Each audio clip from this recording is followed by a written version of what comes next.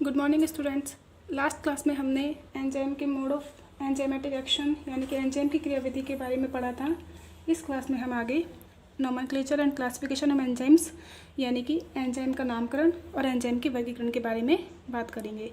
तो पहले हम बात करते हैं एंजाइम्स के नामकरण की।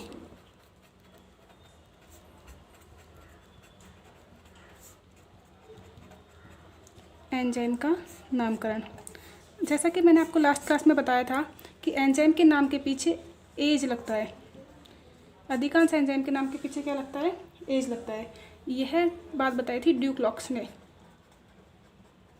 किसने बताया? यह है ड्यूक्लॉक्स के द्वारा। तो ड्यूक्लॉक्स ने क्या कहा कि एंजाइम के नाम के पीछे एज लगता है, जैसे कि सुक्रेज, माल्टेज, यूरिएज। देखिए, सुक्रेज एज, माल्टेज में एज, यूरिएज में एज। तो जो एंजाइम्स हैं उनके नाम के अंत में क्या लगता है? एज। जब आप इनका नामकरण करते हैं तो इनका नामकरण, एंजाइम्स का नामकरण हम दो तरीके से कर सकते हैं। कितने तरीके से कर सकते हैं? दो तरीके से। इसमें पहला तरीका होता है कि हम क्रियाधार के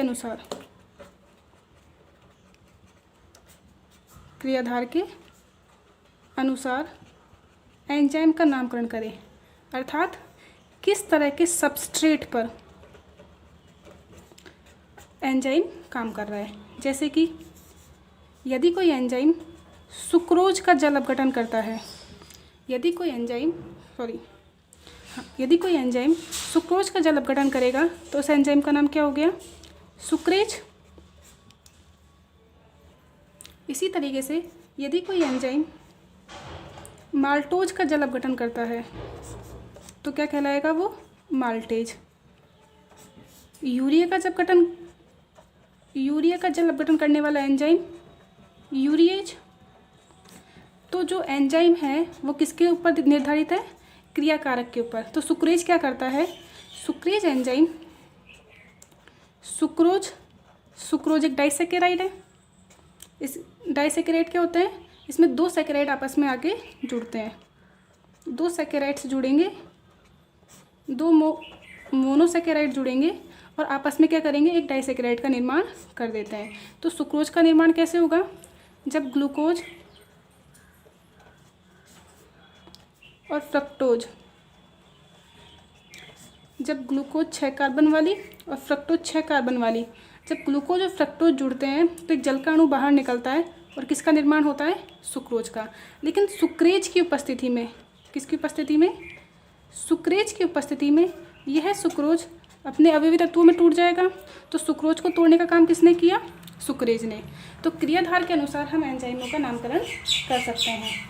इसी तरीके से जो सेकंड नामकरण है वो किसके अनुसार है? रासायनिक क्रिया के आधार पर। किसके आधार पर? रासायनिक क्रिया के आधार पर।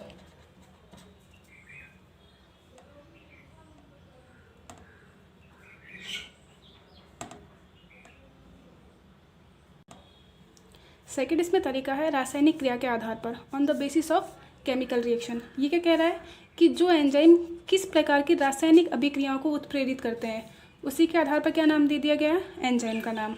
जैसे कि हमें पता है बहुत सारी अभिक्रियाएं ऐसी होती है जिसमें ऑक्सीकरण होता है,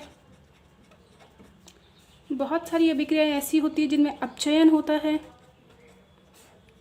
तो जो एंजाइम्स ऑक्सीकरण की अभिक्रिया को उत्प्रेरित करते हैं उन्हें ऑक्सीडेज एंजाइम कहते हैं। ऑक्सीडेज यानी ऑक्सीडेशन, जो ऑक्सीडेशन का यानी कि ऑक्सीकरण का काम करेंगे वो ऑक्सीडेज एंजाइम। इसी तरीके से जो एंजाइम अपचयन यानी कि रिडक्शन का काम करेंगे उन्हें क्या कहेंगे? Reductase enzyme. जो एंजाइम जल की उपस्थिति में काम करते हैं या तो उन्हें क्या कहेंगे? Hydrolase enzyme. हाइड्रा यानी वाटर मॉलिक्यूल, H2O एक्वा, या हाइड्रा। जल की उपस्थिति में जो एंजाइम काम करेंगे उन्हें क्या कहेंगे? Hydrolase enzyme. यदि हम इसके एग्जाम्पल की बात करते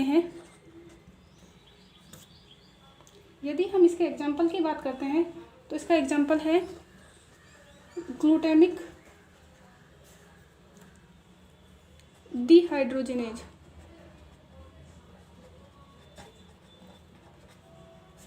देखिए ये एंजाइम क्या करेगा, यह एंजाइम ग्लूटामिक अम्ल का डिहाइड्रोजिनेशन यानी कि ग्लूटामिक अम्ल में से वाटर मॉलिक्यूल को बाहर निकालने का काम करता है। तो यह एंजाइम का नामकरण हुआ। यह आप क्रियाधार के आधार पर भी कर सकते हैं और किस प्रकार की रासायनिक क्रियाओं को प्रेरित कर रहे हैं उसके आधार पर भी कर सकते हैं। जिस तरह का क्रिया कारक है उसके आधार पर, जैसे सुक्रेज हो गया, माल्टेज, यूरिएज, जबकि किस तरह की रासायनिक अभिक्रियाएं हैं, ऑक्सीकरण की अभिक्रियाएं हैं तो ऑक्सीडेज, अपचयन की अभिक्रियाएं हैं तो रिडक्टेज, और वाटर मॉलिक्यूल के की अभिक्रियाएं हो गई तो हाइड्रोलेज। आगे देखते हैं। देखिए यहाँ पे एक एग्जांपल लेते हैं हेक्सोकाइनेज का।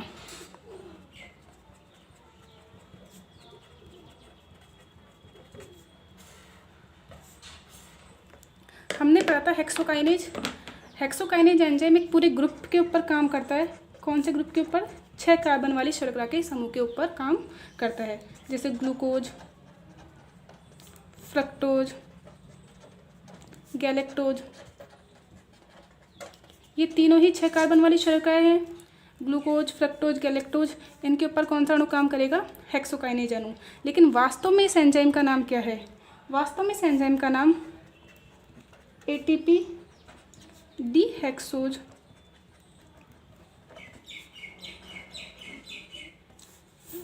सिक्स फास्फोट्रांसफरेज।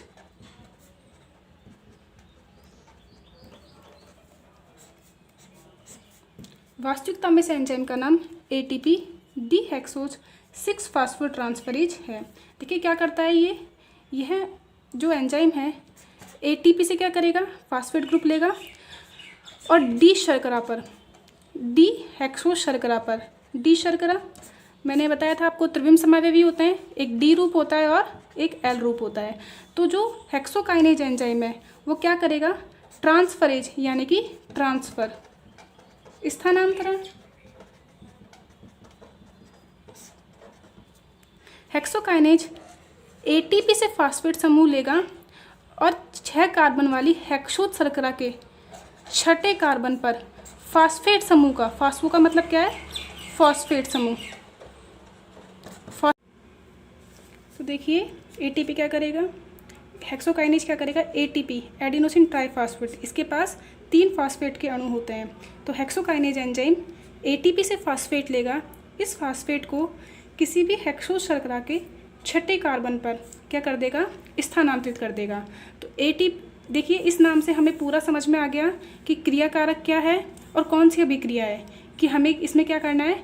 फास्फेट ग्रुप का ट्रांसफ़र करना है। कहाँ करना है? हेक्सोज शर्करा पर। तो इस प्रकार नामकरण के द्वारा हम किसी भी अभिक्रिया की प्रकृति के बारे में बता सकते हैं कि किस तरह की अभिक्रिया है। यह कौन से प्रकार की अभिक्रिया है? स्थानांतरण प्रकार की अभिक्रिया है। आगे हम नेक्स्ट वीडियो में देखेंगे। Thank you.